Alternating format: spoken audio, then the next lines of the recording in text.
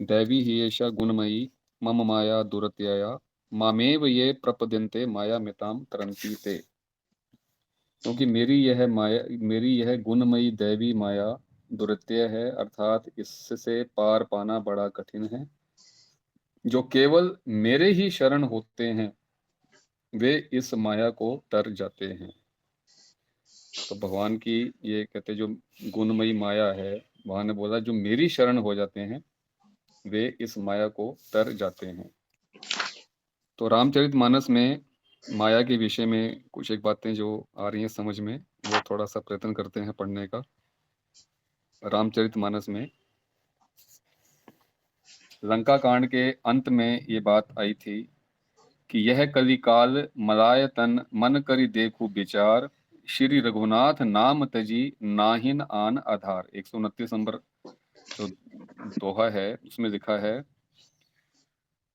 अरे मन विचार करके देख, यह कलिकाल पापों का घर है।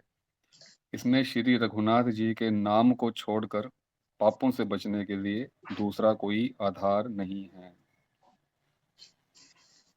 उत्तरकांड में जो बातें आई हैं कुछ माया से संबंधित, उत्तरकांड का जो 53 नंबर दोहा है उसकी दूसरी चौपाई में ये बात लिखी है। 53 नंबर दोहे की दूसरी चौपाई में बात आई है कि भव सागर चह पार जो पावा, राम कथा ता कहाँ दृढ़ नावा, विषहीन कहाँ पुनि हरि गुण ग्रामा, श्रवण सुगध अरु मन अभिरामा। कि जो संसार रूपी सागर का पार पाना चाहता है उसके लिए तो श्री राम जी की कथा दृढ़ नौका के समान है। ये माया से तरने के लिए भगवान की जो कथा है, राम जी की कथा दृढ़ नौका के समान है। श्री हरि के गुण समूह तो विषयी लोगों के लिए भी कानों को सुख देने वाले और मन को आनंद देने वाले हैं। एक प्रसंग आता है उत्तरकांड में 58 नंबर दोहे की पहली चौपाई से 62 नंबर श्लोक का जो प्रकरण है उसमें जो ये बात आई कि जब गरुड़ जी को मोह हो गया था, जब भगवान को नाग पाश से बंधे देखा और फिर छुड़ाया उनको, तो उस समय सारा प्रकरण क्या हुआ था कि घूमते घूमते जो है ना गरुड़ जी आए शंकर जी के पास। तो शंकर जी ने उस समय पार्वती जी से बोला कि गिरजा कहूँ सो सब इतिहासा, मैं जही समय गयूं खग पासा, अब सो कथा सुनहु जही हेतु, गयूं काग पही खग कुल हेतु, खग कुल केतु। 58 नंबर दोहे से पहली चौपाई से ये प्रकरण शुरू हो रहा है कि हे गिरिजे, शंकर जी कह रहे हैं पार्वती माता से, मैंने वो सब इतिहास कहा कि जिस समय मैं कागभुसुंडी के पास गया था। तो अब वह कथा सुनो जिस कारण से पक्षी कुल के ध्वजा गरुड़ जी उस काक के पास गए थे। तो हाँ, इसमें इसमें फिर आगे कह रहे हैं शंकर जी कि सर्पों के भक्षक गरुड़ जी जब श्री रघुनाथ जी ने ऐसी रणलीला की कि जिस लीला का स्मरण करने से मुझे लज्जा होती है, मेघनाथ के हाथों अपने को बंधा लिया, तब नारद मुनि ने गरुड़ जी को भेजा। सर्पों के भक्षक गरुड़ जी बंधन काट कर गए। तब उनके हृदय में बड़ा भारी विषाद उत्पन्न हुआ कि प्रभु के बंधन को स्मरण करके सर्पों के शत्रु गरुड़ जी बहुत प्रकार से विचार करने लगे कि जो व्यापक विकार रहित वाणी के पति और माया मोह से परे ब्रह्म परमेश्वर हैं, मैंने सुना था कि जगत में उन्हीं का अवतार है, पर मैंने उस अवतार का प्रभाव कुछ भी नहीं देखा।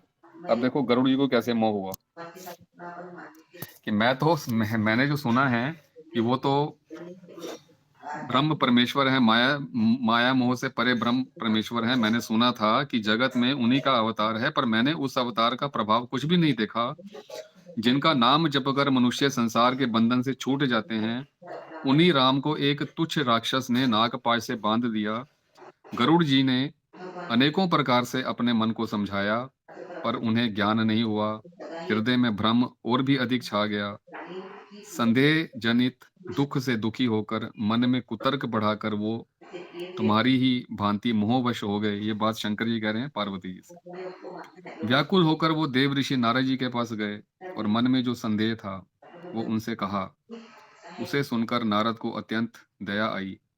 उन्होंने कहा, हे गरुड़, सुनिए, श्री राम जी की माया बड़ी ही बलवती है। भगवान ही मेरे ऐसा देवता से सुनी नारद ही लागी अति दाया, सुनु खग प्रबल राम के माया। कोई कभी भी जो ज्ञानियों के चित्त को भी भली भांति हरण कर देती है नहीं और उनके मन में जबरदस्ती बड़ा भारी मोह उत्पन्न कर देती है, कुछ लोग तथा जिसने मुझको भी ये लोग बहुत बार नचाया है, हे शायद पक्षीराज, वही माया आपको भी तो वास्तव व्याप्त गई। भगवान हे गरुड़, जैसे आपके हृदय में बड़ा भारी मोह उत्पन्न हो गया है। आंसू ये मेरे समझाने से तुरंत नहीं मिटेगा। एक अतः हे पक्षीराज, करने आप वाले ब्रह्मा जी के पास जाइए लोग को और वहां जिस काम के लिए आदेश मिले वही कीजिए। पूरी होने में निराकर्षण से माता ऐसा कहकर परम सुजान देव ऋषि नारद जी नहीं श्री राम जी का गुणगान करते हुए और करते बारंबार श्री हरि की माया का बल वर्णन करते हुए चले। उन पर अपना तब पक्षीराज गरुड़ जी ब्रह्मा जी के पास गए और भगवान अपना संदेह उन्हें कह सुनाया। संबंध पहले से ही उसे सुनकर ब्रह्मा जी ने श्री रामचंद्र जी को सिर नवाया भगवान के और साथ उनके प्रताप को समझकर उनके जो होता है उनके अत्यंत प्रेम छा गया।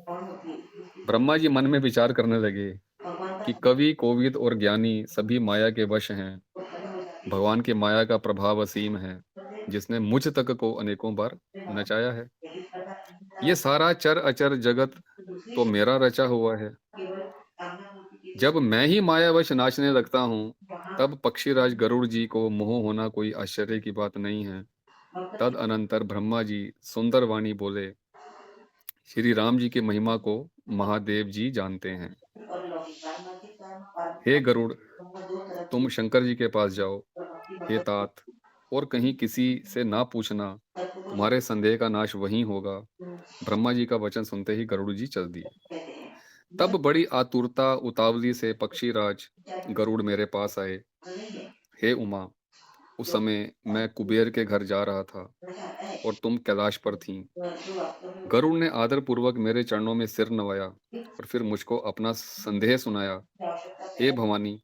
उनकी विनती और कोमल वाणी सुनकर मैंने विशेष प्रेम सहित उनसे कहा दूसरे कि ध्यान हे गरुड़, प्रेम की प्राप्ति से होती है उसको तुम मुझे रास्ते में मिले हो। प्राप्त राह चलते मैं तुम्हें किस प्रकार समझाऊं। किया उसने सब संदेहों का तो तभी नाश हो प्रभु जब दीर्घ काल तक सत्संग किया जाए। तो अपने आप तो ये भगवान की माया से तरने के लिए एक उपाय क्या है? सत्संग।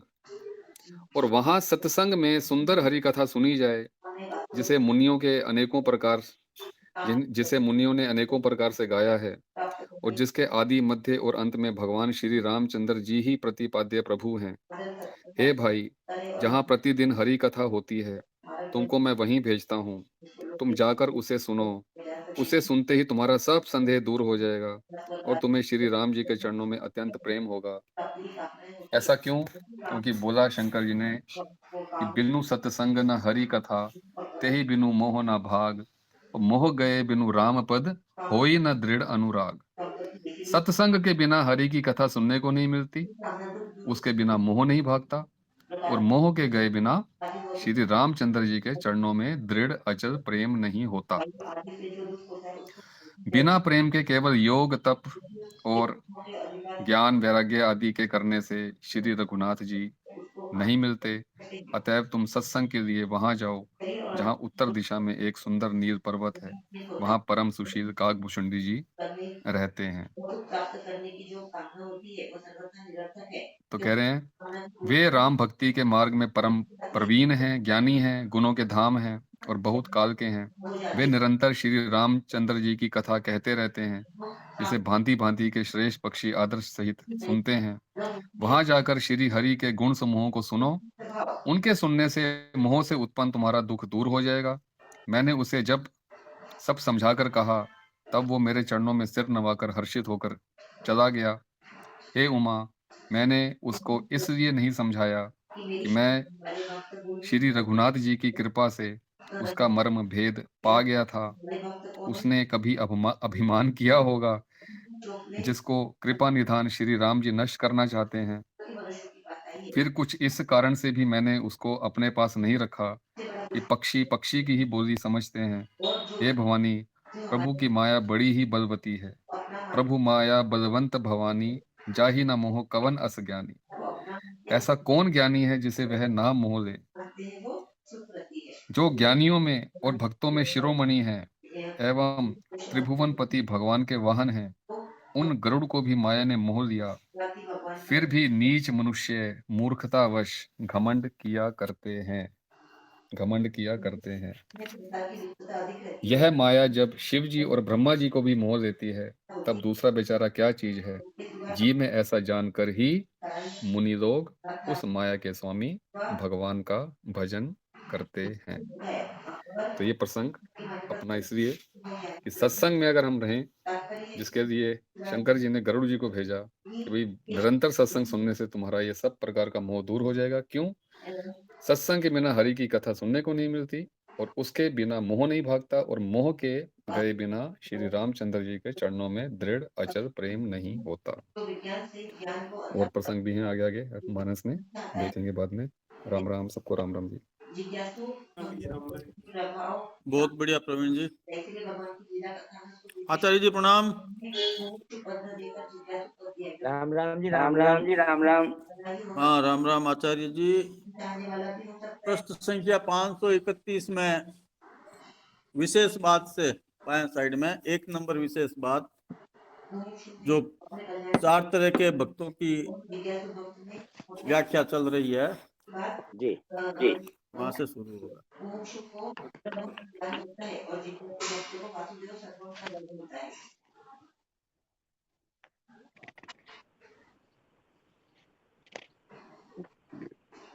नारायण नारायण नारायण। तत्वज्ञानी को तो ब्रह्म का ज्ञान होता है और भक्त को समग्र 531 होता है। गीता इसी अध्याय में 531 विशेष बात। जी जी। जी अर्थात ही 4 लड़के खेल रहे थे। प्रसार का संबंध हटता जाता है। उदाहरण से समझा रहे हैं चारों प्रकार के भक्तों को स्वामी जी महाराज, आर्त, जिज्ञासु, अर्थार्थी और ज्ञानी। जगत को धारण नहीं करता। 4 लड़के खेल रहे थे, इतने में उनके पिताजी 4 आम लेकर आए। इस प्रकार परमात्मा के समग्र रूप उनको देखते ही एक लड़का ही कहा गया आम मांगने लग गया और एक लड़का आम लेने के लिए रो पड़ा। इस श्लोक में ज्ञानवान कहा गया है। अर्थात ही प्राप्त परिस्थिति में एक ने मांगा जाता है और एक रोने लगा। प्राप्त परिस्थिति में संतुष्ट करता है, पर दुख आने पर उससे दुख सहन नहीं होता। पिताजी ने उन दोनों को एक एक आम दे दिया। तीसरा लड़का ना तो रोता है और ना मांगता है, अर्थार्थी में केवल आम की तरफ देखता है। होती है अर्थार्थी में और चौथा लड़का आम की तरफ न देखकर जैसे पहले खेल रहा था वैसे ही मस्ती से खेल रहा है। और इस इच्छा को वो केवल भगवान से ही पूरी करना चाहता है। उन दोनों को भी पिताजी ने एक एक आम दे दिया। इस प्रकार चारों ही लड़कों को आम मिलता है। यहाँ आम मांगने वाला लड़का अर्थार्थी है, केवल भगवान से ही अपने रोने वाला लड़का आर्त है। भक्त में ऐसी उत्कट अभिलाषा रहती है कि मेरे को भगवान केवल आम की तरफ देखने वाला जिज्ञासु है और आम की परवाह न करके खेल में लगे रहने वाला लड़का ज्ञानी है। नहीं रहता और वह ऐसे ही अर्थार्थी भक्त भगवान से अनुकूलता मांगता है। आर्त भक्त भगवान से प्रतिकूलता दूर कराना चाहता है। आदि है और शरीर का रोग व्याधि है। आदि जिज्ञासु भक्त भगवान को जानना चाहता है और ज्ञानी तो प्रारब्ध से होता है और अर्थात प्रेमी भक्त भगवान से कुछ भी नहीं चाहता। आदि तो मिट जाते हैं, पर पागल प्रारब्ध के साथ हो सकता है।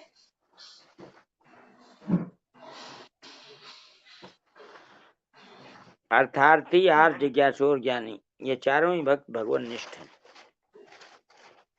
अतः इनको योग भ्रष्ट पुरुषों छठे अध्याय के 41-42 श्लोकों में नहीं लिया जा सकता।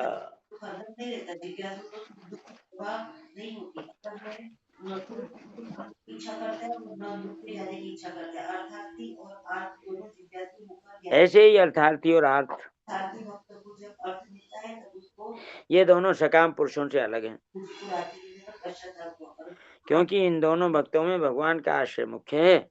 सकाम पुरुष कामना पूर्ति में ही लगे रहने के कारण हितज्ञाना है, जिनका ज्ञान हारा गया है। 7 का 20 काम स्थित हितज्ञाना। सबका प्रपद्यन्ते न देवता तम तम नियमार्थात् प्रकृत्या नियता स्व। अभिव्यक्ति है। इसको मुक्ति तत्व ज्ञान होने पर भी इसलिए उनको आसुरी संपत्ति वाले पुरुषों में लिया गया है। सभी की भूख रहती है, परंतु ज्ञानी भक्त की दृष्टि में एक वासुदेव के सिवा अन्य का विचार नहीं होती। फिर उसमें यद्यपि अर्थार्थी आदि भक्तों में इसलिए जो भगवान कुछ न्यून अधिकता है अपना स्वरूप बताया है। ज्ञानी वह कामना के कारण ही है, परंतु कामना होते हुए भी वे हितज्ञाना नहीं है। उनको तो भगवान ने सुकृति ने और उदारा कहा है, 7 अध्याय के 18वें श्लोक। राम राम। डेढ़ राज्य सिद्ध, आपका कैमरा बंद कर दीजिए। डेढ़ राज्य सिद्ध, आपका कैमरा बंद कर लीजिए। बीमारी है, पता नहीं है, कई बार खोल लेते हैं।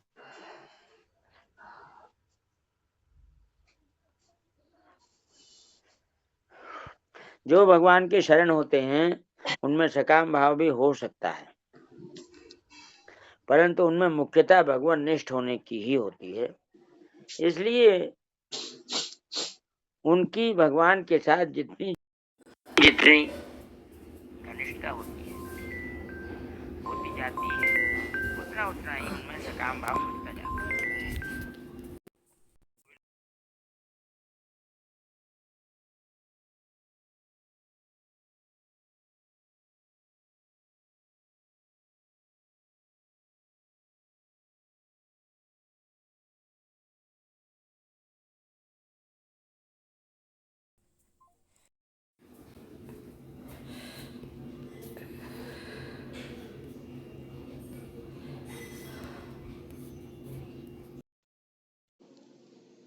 भगवान के साथ अपनापन मानने के समान दूसरा कोई साधन नहीं है।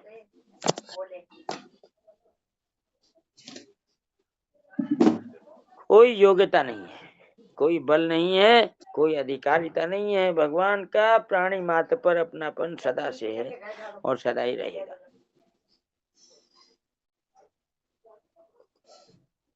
इसलिए अपनापन मानने के समान दूसरा कोई साधन नहीं है। सर्वश्रेष्ठ साधन है अपनापन मानना। भगवान का प्राणी मात्र पर अपनापन सदा से है, सदा ही रहेगा। उस अपनेपन को केवल प्राणी ही भूला है और उसने भूल से संसार के साथ अपनापन मान लिया है। अतः इस भूल से किए हुए अपनेपन को हटाना है और प्रभु के साथ जो स्वतः सिद्ध अपनापन है उसको मानना है। प्रभु को अपना मानने से मन बुद्धि आदि किसी की सहायता नहीं लेनी पड़ती, जबकि दूसरे साधनों में मन बुद्धि आदि की सहायता लेनी पड़ती है। थोड़ा सा पानी गर्म करके ला, बिल्कुल थोड़ा एक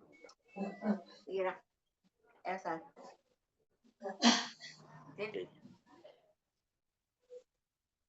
भगवान के साथ अपनापन होने पर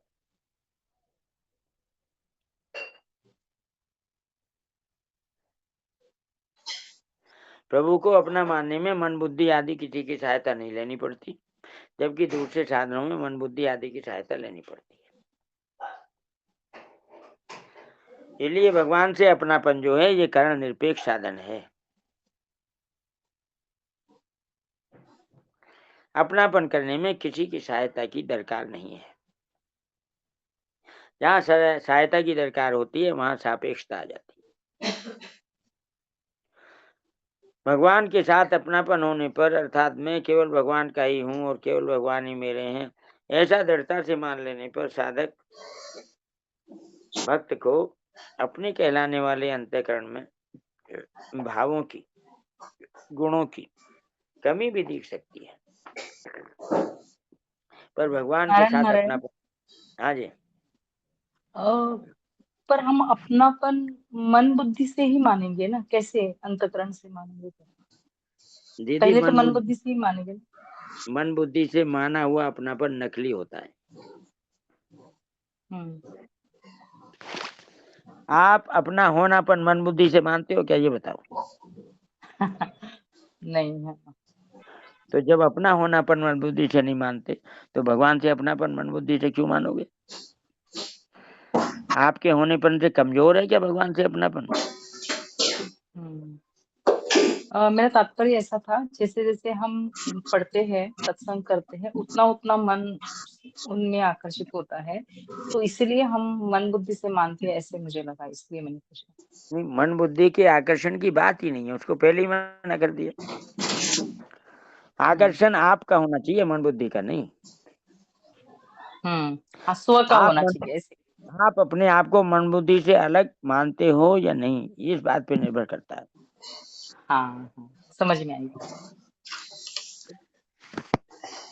महाराज जी राम राम। महाराज जी दृष्टांत आपने बहुत अच्छा दिया, बहुत ही अच्छा उदाहरण दिया कि अपना होनापन मन बुद्धि से मानते हो क्या बात बताई महाराज जी आपने। नारायण नारायण।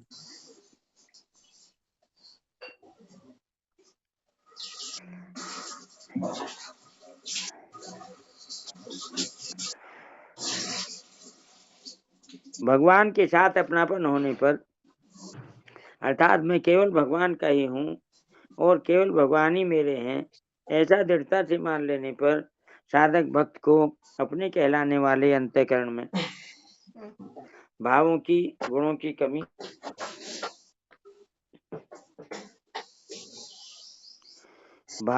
गुणों की कमी भी दिख सकती है, पर भगवान के साथ अपनापन होने से वह टिकेगी नहीं।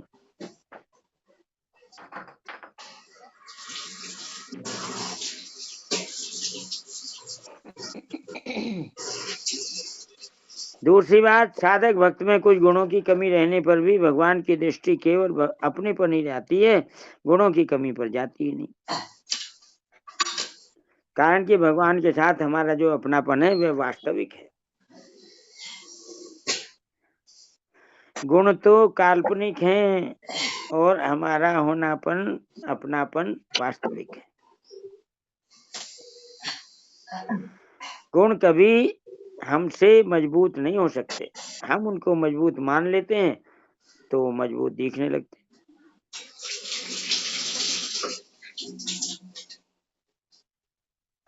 नकली काम तो नकली ही रहेगा, असली का मुकाबला कैसे करेगा? भगवान का अपनापन तो दुष्ट से दुष्ट मनुष्य पर भी वैसा ही है। इसलिए 16वें अध्याय में आसुरी प्रकृति वालों का वर्णन करते हुए भगवान कहते हैं कि क्रूर, द्वेष करने वाले, नराधम दुष्टों को मैं आसुरी योनियों में गिराता हूँ। कौन सी दीदी है हमारी? सुनी, क्या नाम है? सुनीता दीदी। सुनीता जी हो गया? कोई बात नहीं। ये 19वां श्लोक 16वें अध्याय का 19वां। तान हम दुष्ट क्रूरान संसारेषु नराधमान क्षिपाम में जस्म शुभा नासुयेषु योनिषु।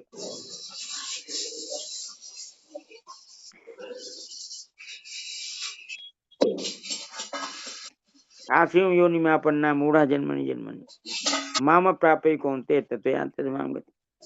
भगवान का अपनापन तो दुष्ट से दुष्ट मनुष्य पर भी वैसा का वैसा ही है। भगवान के यहाँ भेद नहीं है।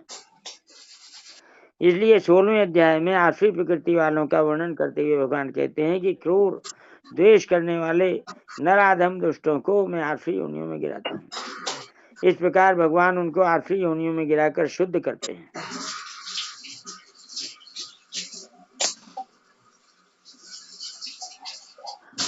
भगवान का उद्देश्य उनको सजा देना नहीं है, शुद्ध करना है।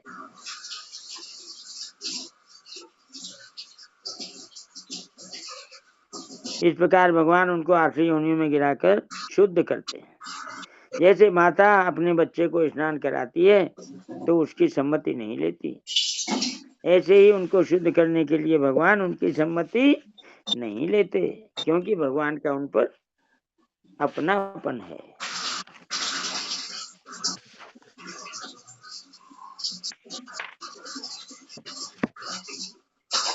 बचपन भाई जी हैं? राम राम, बोलिए, भाई जी बचपन में हमने एक कहावत सुनी थी, बताइए। अपना मारे छाए में गिरे। अपना मारे छाया में गिरे। हाँ, अच्छा, यानी स्नेह उद्देश्य होता सुधार, है, मारने में उद्देश्य सुधार का है, सजा देने का नहीं सुधार है। का है। हाँ जी, बिल्कुल, छाया में गिरे, ठीक बात। आपने खूब सुना होगा, पहले लोग जो थे वो बहुत वात्सल्य का भाव रखते थे, लेकिन उसको दिखाते नहीं थे। ठीक बात है। पिता पुत्र को सुधारने के लिए ऐसी पिटाई करते थे कि नील पड़ जाते थे, खून निकल जाते थे, लेकिन हम फिर लोग की पिटाई, पीछे हम लोग की से माँ पिटाई को, खाई हुई है, पीछे हम से लोग की माँ पिटाई को खाई हुई है। पीछे से माँ को कह जाते थे, इसके लिए आज हलवा बना देना। ठीक बात है। आचार्य जी प्रणाम।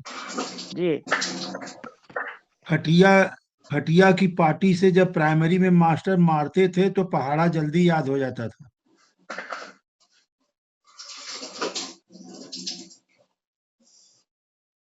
बात स्पष्ट हुई कि नहीं पता नहीं। इन सब बातों के पीछे अपनापन है भाई जी।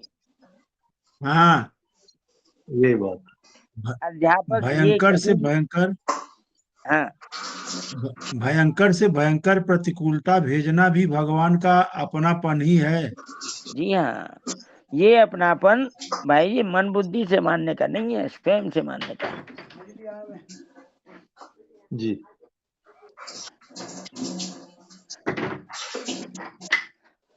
भगवान के साथ अपनापन का संबंध पहले से ही है,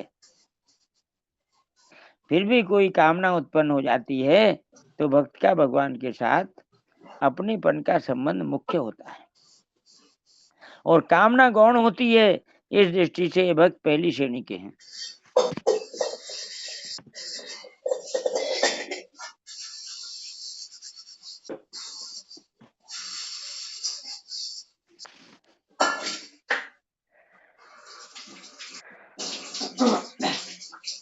जी, तो प्रथम श्रेणी के हैं, हमारी कोई कामनाएं नहीं है। तो प्रथम श्रेणी के भक्त हैं। हाँ,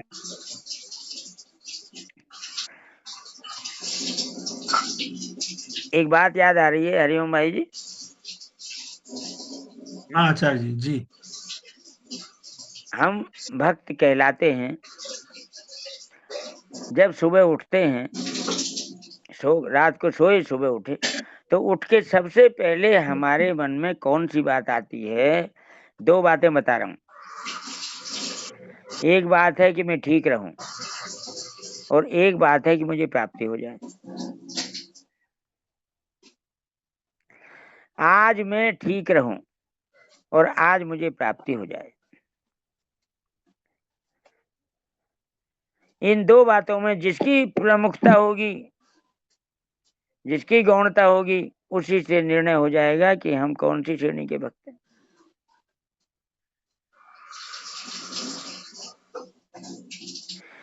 प्रथम श्रेणी का भक्त चाहेगा आज मुझे प्राप्ति हो जाए, दूसरी श्रेणी का चाहेगा मैं ठीक रहूं।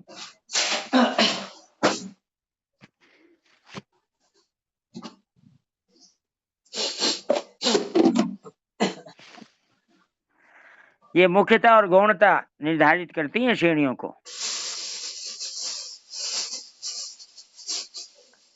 कह रहे हैं भगवान के साथ अपनापन का संबंध पहले से ही है, फिर भी कोई कामना उत्पन्न हो जाती है तो भक्त का भगवान के साथ अपनेपन का संबंध मुख्य होता है, और कामना गौण होती है। इस दृष्टि से ये भक्त पहली श्रेणी के हैं। भगवान का संबंध तो पहले से ही है, पर समय समय पर कामना उत्पन्न हो जाती है, जिसकी पूर्ति दूसरों से चाहते हैं।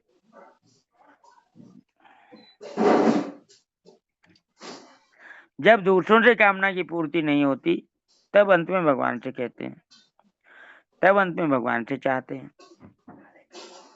इस तरह अनन्यता की कमी होने के कारण ये भक्त दूसरी श्रेणी के हैं।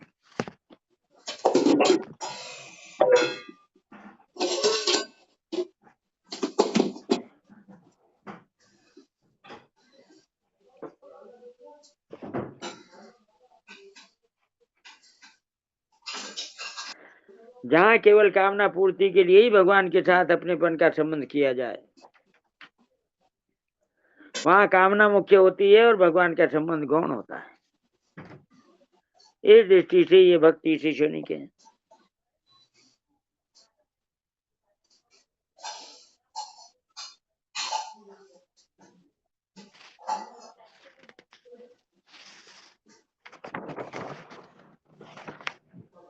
मार्मिक बात,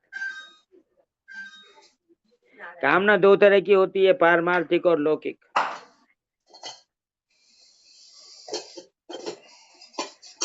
पारमार्थिक कामना दो तरह की होती है, मुक्ति की और भक्ति की।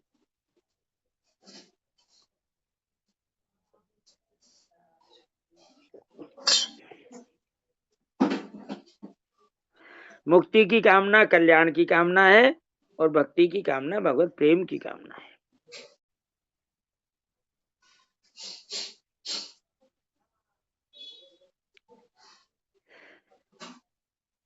कल्याण और भगवत प्रेम के बारे में प्रश्न उठना चाहिए। भाई जी, ये प्रश्न तो उठ रहा है, पर आप उठाओ तो अच्छा। कल्याण माने कि आना जाना बंद हो गया, बस खुश हो गए, जन्म मरण नहीं होगा, स्वरूप का बोध हो गया, तत्व ज्ञान हो गया, ये है कल्याण। लेकिन भगवान का प्रेम नहीं मिला। मुक्ति तो अपने आप होती है, लेकिन प्रेम नहीं मिला, भगवान का दर्शन नहीं मिला, ये भगवत प्रेम है। ठीक है आचार्य जी? बिल्कुल ठीक। दुनिया में कल्याण सबसे ऊंची चीज मानी जाती है, लेकिन कल्याण से भी ऊंची चीज है एक, जिसका सबको पता नहीं।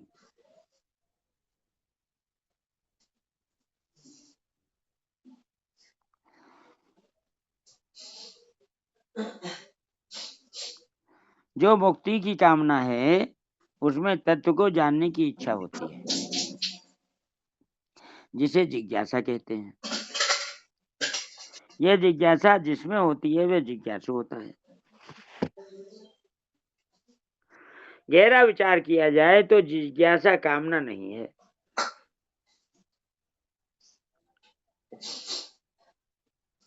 क्योंकि वह अपने स्वरूप को अर्थात तत्व को जानना चाहता है, जो वास्तव में उसकी आवश्यकता है। आवश्यकता उसको कहते हैं जो जरूर पूरी होती है, और पूरी होने पर फिर दूसरी आवश्यकता पैदा नहीं होती।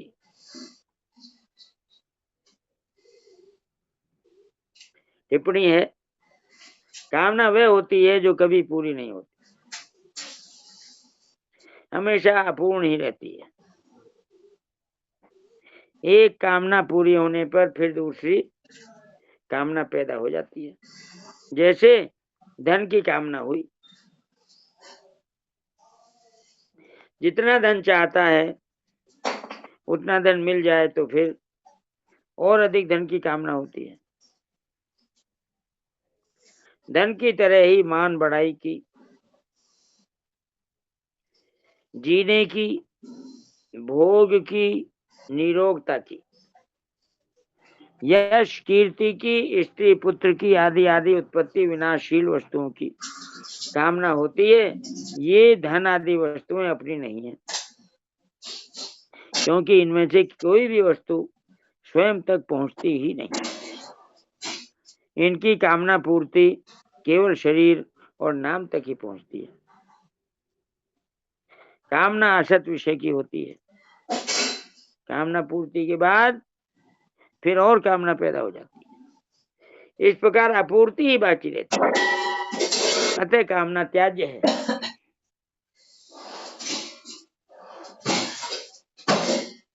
क्योंकि ये चीजें तो रहेंगी नहीं, और उनकी पूर्ति के लिए की हुई कामना और प्रयत्न ये दोनों ही निष्फल होंगे।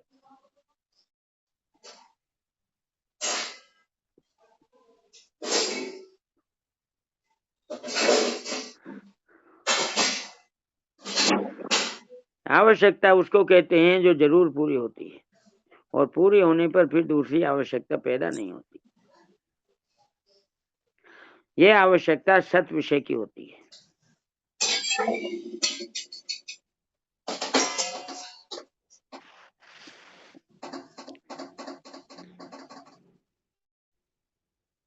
दूसरी कामना प्रभु प्रेम प्राप्ति की होती है। उसको प्राप्ति तो कहते हैं, पर वास्तव में प्राप्ति अपने लिए नहीं होती, प्रत्युत प्रभु के लिए ही होती है।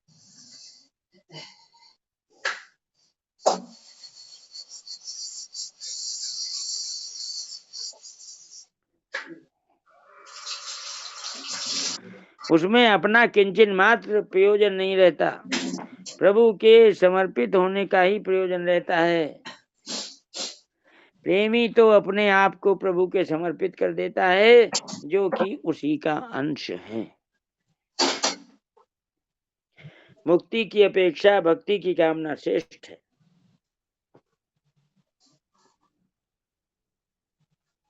मुक्ति की अपेक्षा भक्ति की कामना श्रेष्ठ है। क्यों श्रेष्ठ है? क्योंकि मुक्ति में स्वयं मुक्त होना चाहता है, स्वार्थ हो गया, और भक्ति में भगवान के समर्पित होना चाहता है, स्वार्थ का त्याग हो गया। तात्पर्य है कि मुक्ति में लेने की इच्छा और भक्ति में देने की इच्छा रहती है। इसलिए मुक्ति में तो सूक्ष्म अहम रहता है, पर भक्ति में अहम बिल्कुल नहीं रहता। प्रणाम आचार्य जी। जी जी, भक्त के लिए एक लाइन आई है। भक्त कहता है कि अब तो बंध मोक्ष की इच्छा व्याकुल कभी न करती है, मुखड़ा ही नित नव बंधन है, मुक्ति चरण से झरती है। जी, तो ये मुक्ति जो है भक्ति के सामने कितनी फीकी है। भक्ति की मिठास और मुक्ति का फीकापन, बहुत अंतर कर देता है। आचार्य जी प्रणाम। नारायण नारायण। आचार्य जी, ये पूरे प्रकरण को पढ़ी मैं आज अच्छे से। तो आचार्य जी, इसमें ज्ञानी अथवा प्रेमी भक्त लिखा है, तो प्रेमी तो समझ में आता है, इनको ज्ञानी भी क्यों कहते हैं? ज्ञानी का मतलब ये तत्व ज्ञानी है, और तत्व ज्ञान होने के बाद भगवान के समर्पित हो गया। जी जी प्रणाम।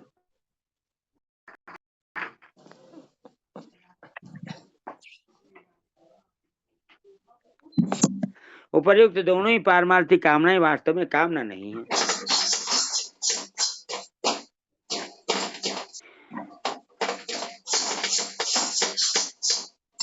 ये हुई पारमार्थिक कामना दो प्रकार की। अब है लौकिक कामना।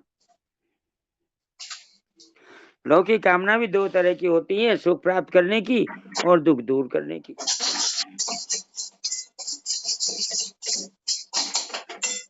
आचार्य जी प्रणाम। राम राम जी। एक बार पूज्य डूंगरदास महाराज जी से मैंने पूछ लिया कि ये अंतिम प्रवचन में स्वामी जी महाराज ने कहा कि इच्छा नहीं करनी चाहिए, लेकिन लास्ट में ये भी कह दिए परमात्मा प्राप्ति की भी इच्छा नहीं करना चाहिए। ये तो बिल्कुल समझ में नहीं आया कि परमात्मा की प्राप्ति की इच्छा नहीं करना चाहिए तो क्या आवश्यकता मानी जाती है क्या? तो बोले आवश्यकता भी कह सकते हैं, लेकिन जैसे अभी ये ये अपना प्रीति बहन जी ने पूछा ना कि ज्ञानी की और भक्त की क्या स्थिति होती है, तो उसमें आचार्य जी ये बात उन्होंने बताई कि जब द्वैत से अद्वैत की स्थिति हो जाती है, तो उसके बाद भगवान इतना तेजी से खींचते हैं अपनी तरफ कि उसको इच्छा आवश्यकता ये सब की कुछ याद ही नहीं रहती है। वो एक भगवान से अभिन्न हो जाने के बाद आत्मी एकता में, अभिन्नता में भगवान की तरफ खिंचा जाता खुद ही, फिर भगवान उसको मौका ही नहीं देते तू रुको कहीं। ये बात मुझे बहुत नई लगी कि जैसे हम लोग सत्संग में शुरू में जुड़े होंगे तो कभी जुड़े कभी छूटे, कभी जुड़े कभी छूटे, कभी आलस से आ गया, कभी कुछ हुआ।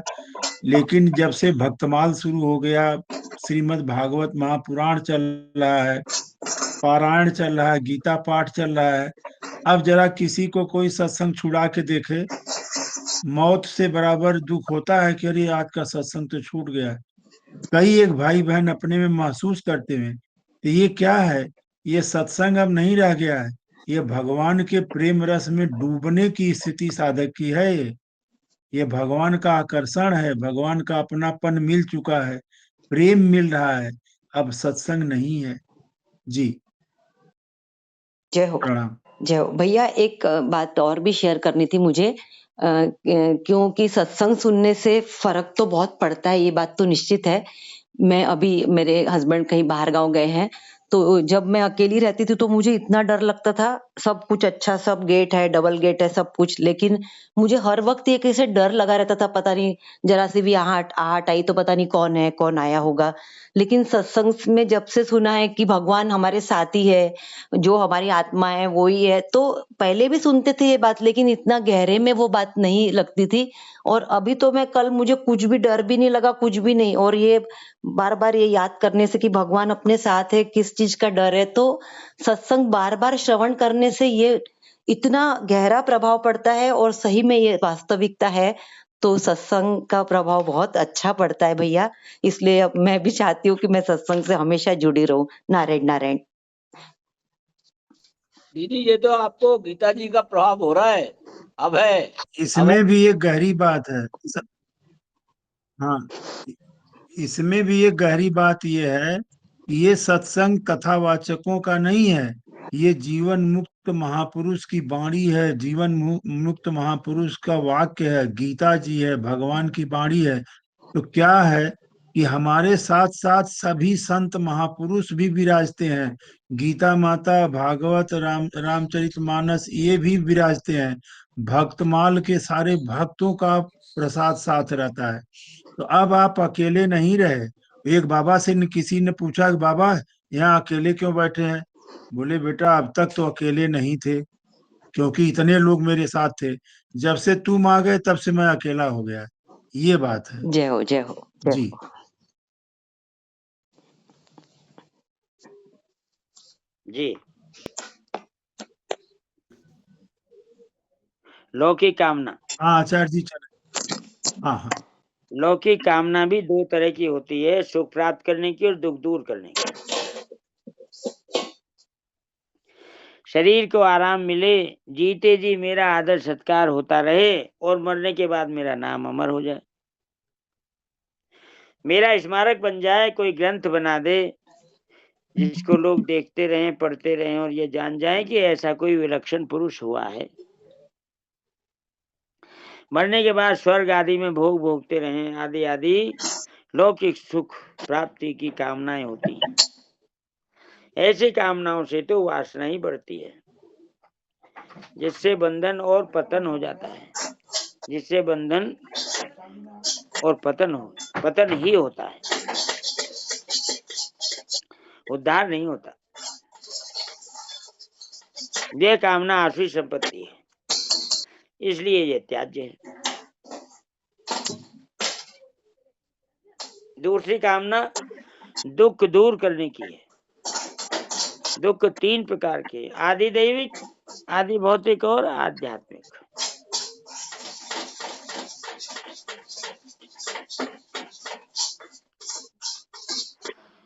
भाई जी सुन लो, कई बार लोग ये पूछते हैं कौन, ये क्या क्या है, बता रहे हैं स्वामी जी।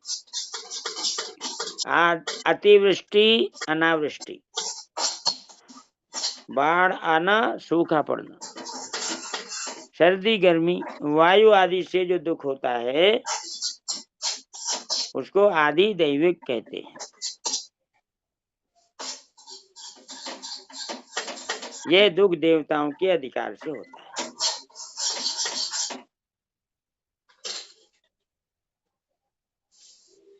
ये हुआ आदि दैविक, देवताओं के अधिकार से होने वाला।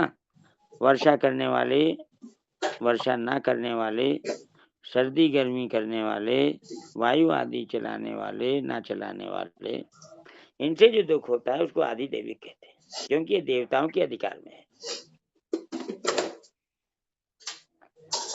सिंह, सांप, चोर आदि प्राणियों से जो दुख होता है उसको आदि भौतिक कहते हैं।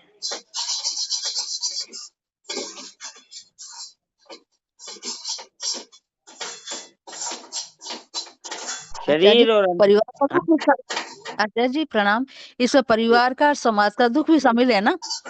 परिवार का दुख भी आदि भौतिक में। जी जी अभी जरा आगे सुन लो, जब कोई निर्णय देना। शरीर और अंतःकरण को लेकर जो दुख होता है वह आध्यात्मिक होता है।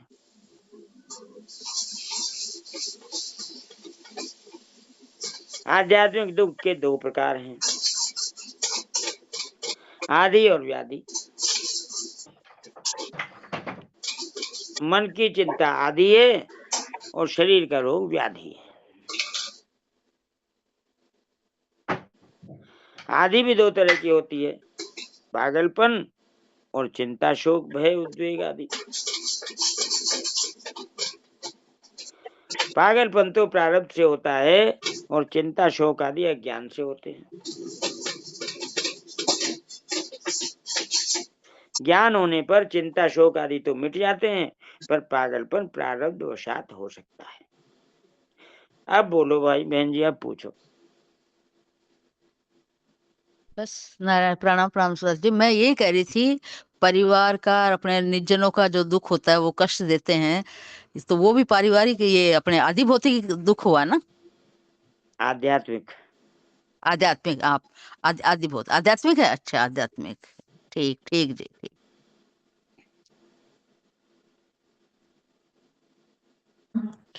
रामचरितमानस में राम राज्य का वर्णन करते हुए तुलसीदास जी ने लिखा है ना, दैहिक दैविक भौतिक तापा, राम राज काहू नहीं व्यापा। तो वो भी इसी में फिट होता है या इससे कुछ डिफरेंट है वो बात? इसी में होता है दीदी। दैहिक दैविक भौतिक तापा, दैहिक आध्यात्मिक है। जी जी जी जी, दैहिक आध्यात्मिक है। यहाँ बताया ना, शरीर और अंतःकरण को लेकर जो दुख होता है वे आध्यात्मिक है। जी जी जी जी, मैं यही सोच रही थी वो किस में जाएगा, दैहिक दैविक? दैहिक आध्यात्मिक में जाएगा। जी जी, धन्यवाद। राम राम आचार्य जी। जी हाँ मोहन भाई जी।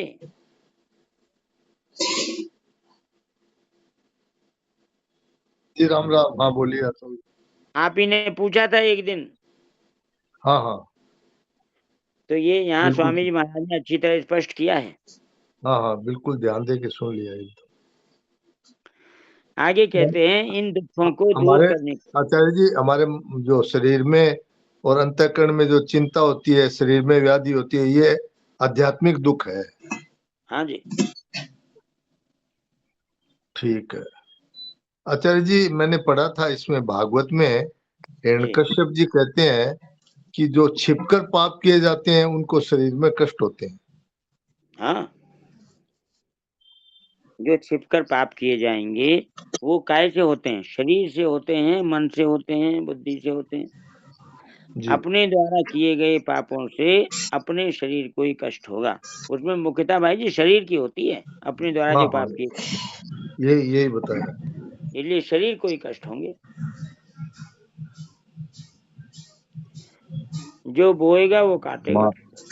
महाराज जी, ये जैसे आध्यात्मिक ताप या दुख कहा, तो यहाँ आध्यात्मिक कहने से अध्यात्म चेतता, ये दुख दूर भी तो हो सकते हैं अध्यात्म में जाने से, ऐसा भी इसका आगे। हाँ, तो तभी तो कहा है अध्यात्म विद्या विद्या नाम। आध्यात्मिक विद्या से ये कष्ट दूर हो जाते हैं।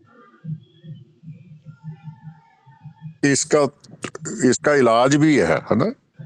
हाँ हाँ, क्यों नहीं, इलाज तो सबका है। शरीर को समझ लेना कि शरीर क्या है, हमारा है या हमारा नहीं है। हमारा मानेंगे तो पाप करेंगे, हमारा नहीं मानेंगे तो पाप होंगे ही नहीं। पाप का ही दुख, पाप का परिणाम ही दुख होता है।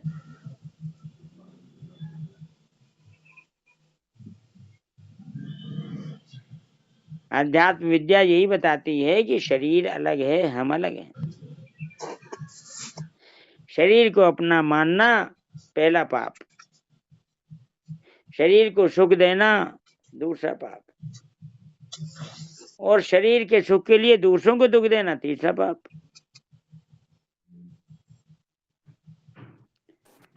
आचार्य जी, अगर जी। ये पहला ही मिट जाए तो सारा ही अड़ंगा मिट जाए। तो वही तो आध्यात्मिक ज्ञान है।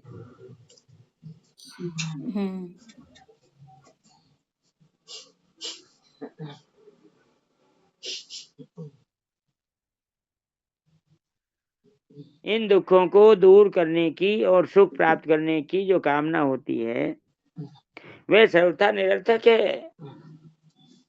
क्यों? क्योंकि उस कामना की पूर्ति नहीं होती।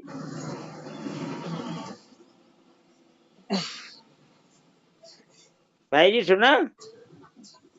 हाँ जी बिल्कुल। पूर्ति हो भी इसको जाती है। समझाइए ना, इसको समझाइए ना कि कैसे, मतलब क्या बोले आप। ये शरीर के और मन के जो दुख हैं, इनको दूर करने की और सुख प्राप्त करने की जो कामना होती है वह सर्वथा निरर्थक है। अब सुनीता जी जोड़ दो इसको 5 के 22 से। ये ही संस्पर्श जावोगा दुःखयो नय एवते आद्यन्तवन्तः कौन्तेय न तेषु रमते बुधः।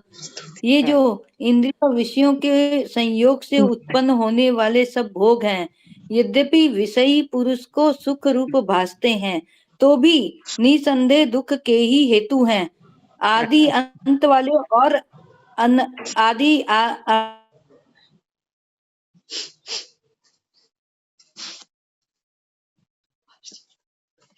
अंत वाले हैं। इसलिए हे अर्जुन, तू विवेक।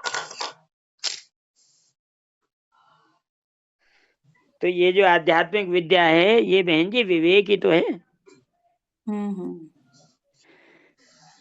अब स्पष्ट हो गया, दुखों को दूर करने की और सुख प्राप्त करने की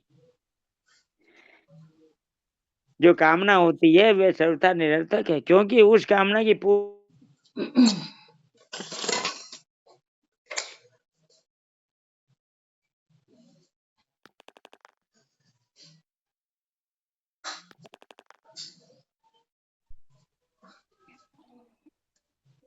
और अंत में अपूर्ति ही बाकी रहती है।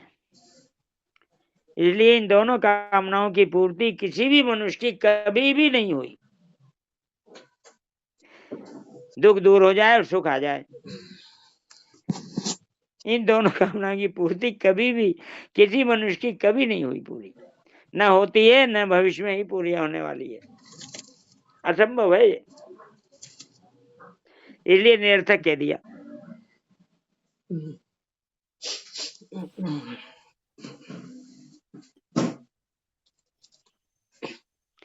ये बात स्पष्ट हो गई।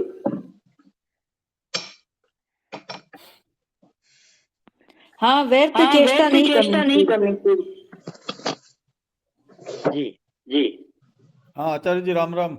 राम राम जी। राम राम जी। यहीं पर विराम दे दें, परिशिष्ट भाव अगले सत्र में लें। जी जी परिशिष्ट सत्र में। ठीक है, तो आज ओम प्रकाश जी को बुलाते हैं फिर। ओम प्रकाश जी प्रणाम। नारायण नारायण। नारायण नारायण। आचार्य जी से एक बात पूछ। हाँ पूछिए। हाँ जी, ये जो अभी दोनों मार्मिक बात में इको आ रही है क्या आवाज मेरी? नहीं ठीक है, बोलिए। नहीं, इको आ रहा है। हाँ अभी ठीक है। हाँ, ये जो पारमार्थिक कामना और लौकिक कामना में अभी जो पढ़ा पूरा डिटेल में बहुत अच्छे से समझ में आया। तो जब पढ़ रहे थे आचार्य जी तो मुझे लगा कि लौकिक कामना की ओर तो देखना भी नहीं चाहिए, उसको पढ़ना भी नहीं चाहिए ज्यादा, मतलब उसमें बहुत ज्यादा इंटरेस्ट लेना ही नहीं चाहिए, फिर से हम वही शून्य पे आ जाएंगे। मुझे लगता है ये पारमार्थिक कामना इतनी अच्छे से समझ में आ रही है, तो बस यही रास्ते पे चले, बस ऐसा कुछ भाव आया मेरे में। नारायण नारायण। बहुत बढ़िया। ओम प्रकाश जी प्रणाम।